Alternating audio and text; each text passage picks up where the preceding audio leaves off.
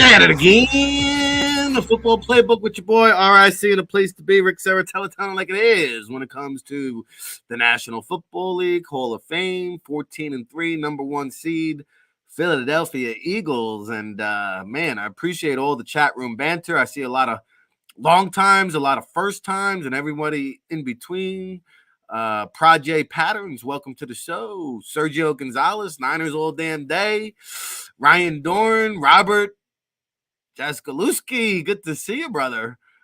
Some of you have been coming and going. We appreciate all the love and support. I saw Traverse City, Michigan floating around out there. Let us know where you're checking in from. We got a Buddy Guy reference. Oh, baby. Carlos Dew. Hey, do the Dew. What kind of Dew are you? I like the new, the Red Mountain Dew, actually. How about that? I got my red shirt on. How about that? You guys, man. You guys are on. I thought I was on fire today. West Philly BNR. What up? Stephen Michael, good to see you from Iowa. Phoenix, Arizona up in here. Paris Smith, where the sun never sets. Carlos Dew is down in Tennessee. How do you? That's a place I need to get to in Nashville, man. That's on my hit list. Because I love me some jazz. I love me some good music. I love me some Buddy Guy. I need to, and I heard Nashville has been on such a freaking come up, man. Kansu 5573. Love to see you. Tampa Delphia. We got Philly fans down in Tampa. Great to see that. Niners all damn day. I feel your pain, brother. All right. She's been hanging out patiently in the virtual green room. We missed her last week. I know a lot of you guys have been asking about her, so let's pop her up, Tone. Kayla Santiago checking in from Delmarva Sports. Always great to see her. Good morning, Kayla. Great to see you here. Hopefully you're doing better. Yeah, a little bit better. Still fighting off a little bit of a cold, but it seems like something's going on. So, I'm going to stay positive and getting right back into it. So I'm excited to be here. Yeah, something going on. And Adams Exploits thought he was going to die in Nashville with pneumonia. So I'm glad that we didn't get to that extent. But no, we're happy to see you back. A lot of people are asking about you. And the positivity is the Eagles are the number one seed. The playoffs run through Philadelphia. I'm a little bit disappointed. I looked ahead January 21st. It's supposed to be like 40, 50 degrees. So not exactly the weather that I think Eagles fans were hoping for the home field advantage. But something tells me deep down the road in the NFC Championship, should San Francisco have to travel across country as we get closer to February, I think the little bit more frigid weather will be trickling in. But let me get your thoughts and impressions from the G-Men game. They took care of business. A lot of people thought it shouldn't have had to go down to the fourth quarter, but hey, this G-Men team is full of fight, whether it's starters, backups, reserves, whatever the case may be. Bottom line business, Eagles got her done. You said it perfectly right. I mean, they took care of business. I didn't like the game. I didn't like how it got so close at the end, but the Giants are in the playoffs for a reason. This is a decent team that could really make a postseason run if they're really able to. I just think going into that game, everybody's like, well, Jalen Hurts has to be right back. This dude is coming off 2 weeks of not football play, still kind of nursing that injury. Who knows if he's really even 100%? He goes into that game, it's his first game back. We talked about it before. I was glad to see him play because now that they have by, at least he played in the last week before he gets a break and then has to go right football play. It wasn't pretty. I didn't like it, but a win is a win, and they're the number one seed, so that's all that matters. Yeah, I mean, listen, there's no such thing as an ugly win in the NFL. It's hard to get the job done. The W is what counts. I will say the offense is looking a little bit ugly because I really wanted to see Miles Sanders get back involved the last couple of weeks. It really hasn't happened. Now you've got the designed runs out of the playbook with Jalen Hurts. And the ball velocity, I don't know. I know you're holding down a lot of duties between being sick, working for Delmarva Sports, the program director and all that, how much of the game you saw. Hurts' velocity looked off. I wonder about the deep ball. I wonder about the design runs. I wonder if he's going to be relegated to a more pocket passer, which makes the offense a little bit more semi-dimensional. And I'm curious too to see what they're going to do, because did they do that in the last, just to see, all right, he's kind of coming off this injury, don't want to cause him any more injury. Let's try to slow things down a little bit, because in the playoffs, what's going to make him different from other quarterbacks is the way that he's able to run and being able to get away from these defenses when they have a lot of pressure, especially, I don't want to say the downfall with Miles Sanders right now, but especially the lack of progression I feel like that Miles Sanders has had towards the end of the season. Jalen Hurts is going to have to go out. Now, are the Eagles just trying to protect him, or are they just trying to protect him going into the playoffs? Maybe. You love to see the passing game get going, but these teams in the playoffs are going to know about A.J. Brown. They're going to know about Devontae. So there's going to be games, yes, where the passing game will work. Jalen Hurts so good is that he's a double threat. He can do both so effectively. And if you take that completely out of his game and kind of throw it back in the lack of velocity a little bit there, that's only going to hurt the Birds in the postseason run. Yeah, and you mentioned Devonta and A.J. Brown. They're having as good of a wide receiver season as you can have. Now, Nick Sirianni was asked about Dallas Goddard in his press conference yesterday, because if you notice, like, since Goddard's been back, he hasn't been the same that we saw. He's not the same Goddard that we saw pre-injury. And Sirianni said, listen, we're trying to put him in successful situations, running routes, concepts, identifying plays that put him in winning situations. I mean, what do we need to figure out here? Like, the guy's a mismatched nightmare. Like, let's get him more targets. I'd like to see him incorporated a little bit more into the offensive game plan. He has to be. I mean, because at the end of the day, who are you playing? The Cowboys or the Tampa Bay Buccaneers in the second round of the playoffs, and either of those games are going to be extremely tough. You can't just have your wide receivers and Jalen Hurts' run game be something that you rely on. Dallas Goedert is a key weapon to this offense, and he's going to be a key weapon that can throw off defenses, especially in this postseason run.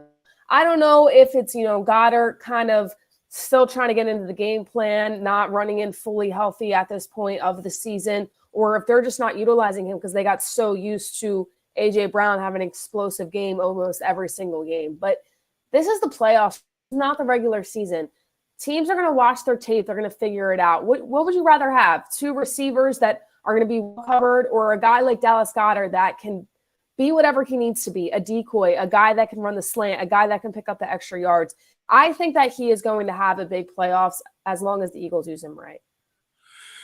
Yeah, no, I think he's going to make a lot of big plays. He's going to be an integral part of the offense. Lane Johnson is an integral part of the offense when healthy. What's your confidence level there, and how much of an issue will that be? We kind of saw a similar thing back in 2017 with Jason Peters. How much of a panic level rating are you putting on the Lane Johnson abandonment injury? I'm not panicking. We talked about it when it happened, and saying as a lineman and just how they have to turn so suddenly and how that can really, really affect them throughout the game. But honestly, I'd rather have a 50% Lane Johnson than a 0 Lane Johnson in this game. I think that going forward and looking at this team, Lane Johnson's going to go out there and compete, whether he's 100% or whether he feels like he can't even stand up in the morning because the injury is so bad. So, it is worrisome when you look at his longevity and you look at where is Lane Johnson going to be and the production that he's going to be able to bring to the Birds. But this is the year that the Eagles want to go for it, and they've shown that throughout the season and the pieces that they were able to get in the offseason. Lane Johnson's going to play, and I guarantee even if he's 50%, we're still going to want a Lane Johnson out there rather than not having him at all.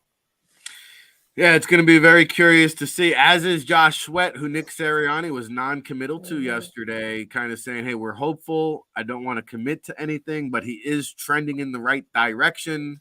The sack pack, by the way, finished with 70 sacks on the season.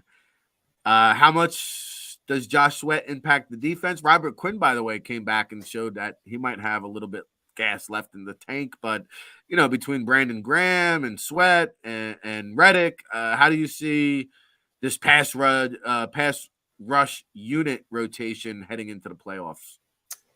It's crazy that at this point with the Eagles that we're saying Josh Sweat is such an integral part of this defense. It's because he is. And when you watch him play and the pressure that he's able to get on the opposing line, on the opposing quarterback, has just been really, really fun to watch throughout this season.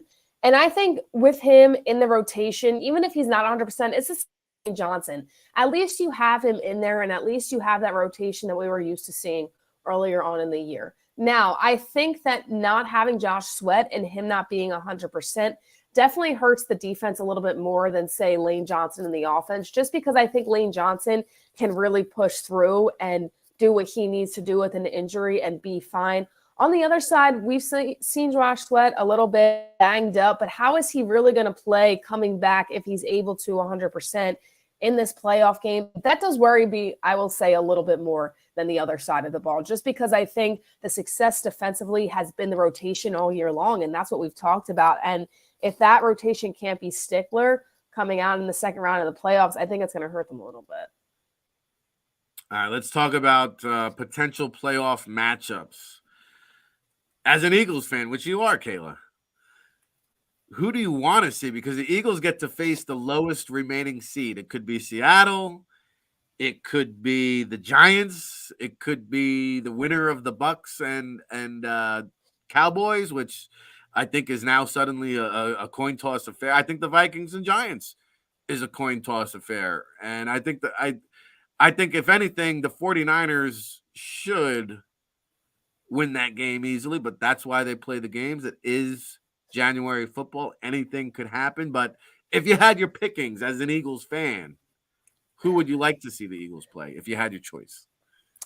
I know everybody's kind of down in the Bucks, but the last person that I want to see is Jalen Hurts going into his second full QB playing the playoff Tom Brady. I don't want to see that. I don't even want a glimpse of it. I think it'll be fun to watch just as a football fan, but when I have my Hurts jersey on come the second round of the playoffs and I'm watching and literally cannot breathe because this is what's happening on my screen, I don't want that. I think Seattle would be a really good matchup, honestly.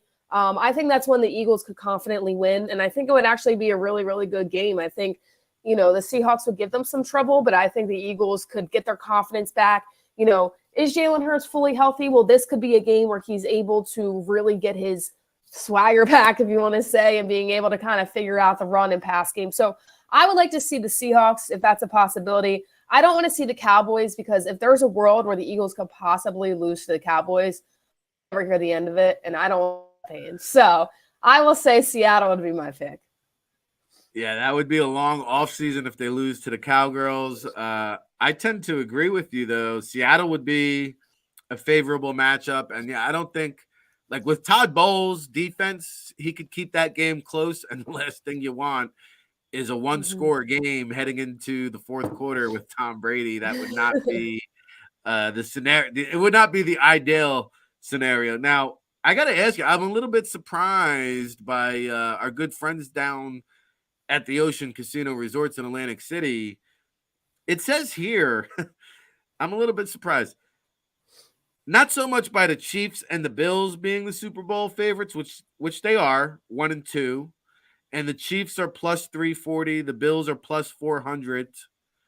And then in the NFC, the 49ers are actually favored ahead of the Eagles to win the Super Bowl. They have the 49ers slightly ahead at plus 450 and the Eagles at plus 550. Suddenly, even though the Eagles have the number one seed, even though the 49ers would have to play an extra game, even though the 49ers would have to go on the road, the odds makers are putting them as the favorite to emerge from the NFC. How about that?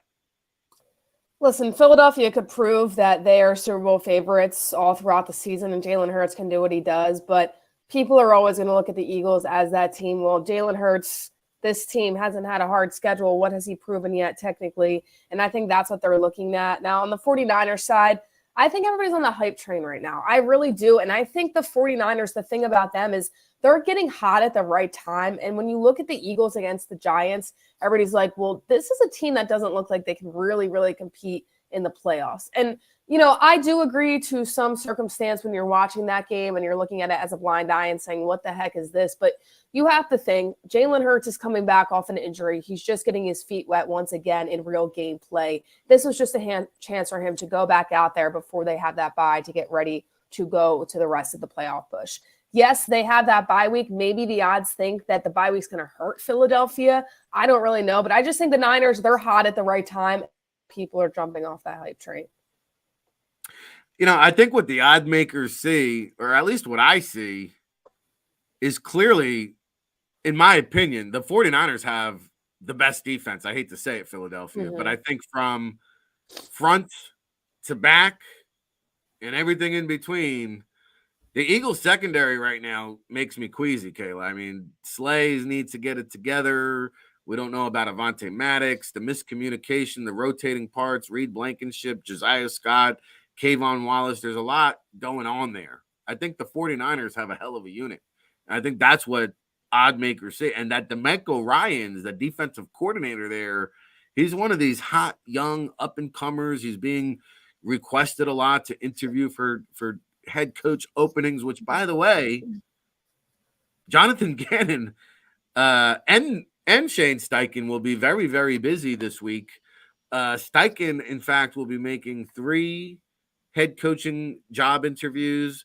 Jonathan Gannon and Shane Steichen will both interview for the Houston Texans. I mean, there's a very good possibility that the Eagles could lose both of their assistants. And Gannon, apparently Gannon wants to bring the QB coach, Brian Johnson, with them, along with Mike Zimmer and Frank Reich to be the Houston coaching staff. How do you feel about the mass exodus of these assistants that could be? It is kind of crazy, but I think it's what you expect when, for one, a team is good, and for two, especially if the Eagles make a Super Bowl run this year, I mean, it's inevitable that you're going to your coaching staff because they're going to be looked at for head coaching jobs. But with that being said, you just get again, and a lot of people are kind of up and down on him right now, what he's able to do defensively. Now you're starting with square one once again with a very, very young head coach and a very, very young quarterback as well. So it is worrisome a little bit going into the following season. But honestly, at this point, I'm just thinking for the Philadelphia Eagles, if they don't get past the second round, it's a little bit of a bust year. And I think everybody can agree with that at this point. You have the regular season that you do have. You pick up a guy like A.J. Brown. You're expected to do all these big things. So my focus right now is on what the Eagles can do in the playoffs, and then you figure it out. I do think it's worrisome, though, when once again you're going to start from square one with your assistants. If he wants to take that whole entire staff with him, I mean, that's going to really hurt because we saw it when Doug Peterson lost Frank Reich and John DeFilippo. It really took a toll on the coaching as a whole. So that's going to happen. Sirianni really pick up the pieces. At this point, I don't know. I mean, I'm not saying that he can't, but we haven't really seen him do that so far. So definitely worrisome, I think, Philadelphia Eagles, but I also think right now their worry is trying to get past that second round.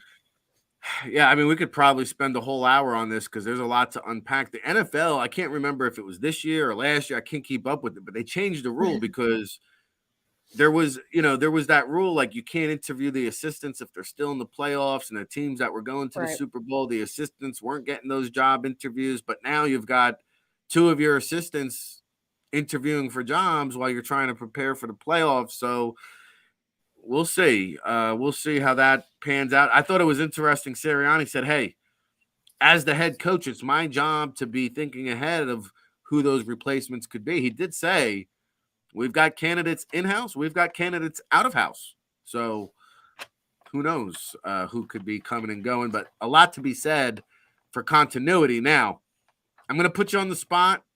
I do have a Pro Football Writers Association ballot, Kayla. I have all my awards done, and I'm going to unveil them next segment, except for one. I'm on the fence here about Coach of the Year, and I think there's a lot of strong candidates. I can't make up my mind. I will lay them out and ask you, where did they go? Nick Sirianni, obviously, I think, is considered a strong front runner. However, Brian Daboll, I mean, like the culture change, they're playing with house money. They were in salary cap hell. Everybody thought they had a quarterback that stunk, and they get into the playoffs. I think Brian Daboll deserves consideration. We had Glenn Irby on last segment, and he kind of swayed me over to the Doug Peterson side because Urban Meyer, the dumpster fire, 3-14. They're actually in the freaking playoffs. Are you kidding me? With a winning record? And then Kyle Shanahan, like, I mean, come on, a third string quarterback. Christian McCaffrey, they haven't lost since 10 in a row, I think. And you mentioned it, the hottest team in the NFL. So I could vote for any four of those guys and feel good about it.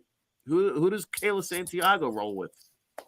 I'm going to be honest with you. As much as everybody knows I love the Birds, I think Sirianni is honestly last on that list. And I only say that because of the acquisition of A.J. Brown. And that might sound crazy. You get one player, but look at how this one has affected this team greatly. I'm not saying that if it was a different head coach that maybe the Eagles wouldn't be as good, because maybe they wouldn't. Maybe Nick Sirianni really is the guy for them right now. But if you look at all the other coaches, Brian Daboll didn't have as much help, I feel like, as the Eagles got in the offseason, and the Giants were able to do what they did. I mean, they got big wins, especially early on in the year against the Ravens. Kyle Shanahan is up there too. I mean, what he's been able to do with this team that literally is getting hot at the perfect time. And they have a lot of other good things on the defensive side of the ball, but it's not easy what he's doing at all. It's almost impossible, I feel like, in the NFL to do what he's doing, but he's doing it. I think my award winner would have to go to Doug Peterson. I mean, you look at this Jags team, and probably one of the most inconsistent teams this year, because I felt like watching them, it was like, 1 week they can beat anybody in the NFL. The next week they're at the bottom of the league, it seems like, just based on their play. But be able to make the playoffs this year coming in. And I think he also changed a little bit there. And I really, really think you're seeing good things out of Doug Peterson. Everybody knew what he could do in Philadelphia. And I'm glad to see him be able to go to Jacksonville and show the league what he can do, because he turned this Jags team completely around. So if I'm the NFL, that's who my award's going to. Yeah, it's going to be an interesting vote. I think it's going to be a divided vote. And, you make a good point about the Jags. They were a little bit of a roller coaster. The Giants had a little bit of a hiccup in the road. I felt they were a little bit more consistent throughout and it's funny because the Jaguars improved by 6 wins. The Eagles, believe it or not, improved by 5 wins. We don't really think about that because they did make the playoffs last year, but as a 9-win team, they won 5 more games than a year ago. So that's nothing to sneeze at either. We'll see. It'll be interesting. And I think there is something to it. Like, I'm going to give Howie Roseman my Executive of the Year award. And I think there's a little human nature element to say, like, I'm giving the Eagles the Executive of the Year. Let me give the Coach of the Year to somebody else. I think that happens. I think that's a real thing with the voters. So we'll see how that pans out. Let's see what's panning out over at Delmarva Sports. What do you got cooking this week? Are you going to be able to enjoy the Eagles playoff game 2 weeks? Are we setting that up? Did we tell Delmarva, like, yo, January 21st, I'm just like, yo, I'm off the grid. I'm not available to work that day. Like, did we get that cleared up yet? Or are we still working on that? I really hope so. I mean, we have an MMA fight that night, but we're not doing it live because we also have a hockey game. So that's a really busy weekend for us, unfortunately. But listen, if the Eagles go to the Super Bowl, we're going to the Super Bowl and covering it. So I would be really excited about that. We have a lot of things cooking right now. We're covering the college here, University of Maryland Eastern Shore and the MEAC Conference, getting big wins over Temple this year, which is really, really stand up for them. So we've been able to cover a lot of, D1 hoops, which has been really, really exciting. And then, of course, we're following the NFL playoffs. The regional coverage around here that we have is the Ravens and the Philadelphia Eagles. And the others, of course, we don't have to talk about anymore. But right now, just super busy with winter season. And I'm hoping that, our MMA fight earlier and it's not at night, so I can enjoy the birds and come back the following Wednesday after watching a whole entire game, because I don't get to do that every single day. No, I know it'll be hopefully a fun affair, and we will have one more of these sessions, believe it or not, before the Eagles take the field on January 21st. So make sure you go follow Kayla _Santiago1. Is that the Twitter handle? Yes, Kayla _Santiago1. All my crazy Philly tweets and everything going on at work and stuff. So I'll be following, even if I can't watch the game directly. I'm always scrolling on the play-by-play or whatever I can. And, there's a lot of restaurants and casinos right where the MMA fight is. So, there and bolting to the game as soon as it's over. All right, well, buckle up. You're talking my language now, as you know. Kayla, you always knock it out of the park here on the Football Playbook. We'll see you next week at 11 a.m. Eastern Time. Thank you so much. Thank you. I can't wait. Go Verts. All right, there she is. There she goes. The great Kayla Santiago, each and every Wednesday, holding it down, Philadelphia's finest. And, man, we are moving and grooving through the show. Big shout out to all the chat room people, all the listeners, Juan Rodriguez, first times, long times, Phillyapolis, William Stark, the Real Zeal, Davy Boy, 5-star FSG. Thanks for chiming in, Drew Nichols. Good to see you. West Philly, B&R. Get at me. Yeah.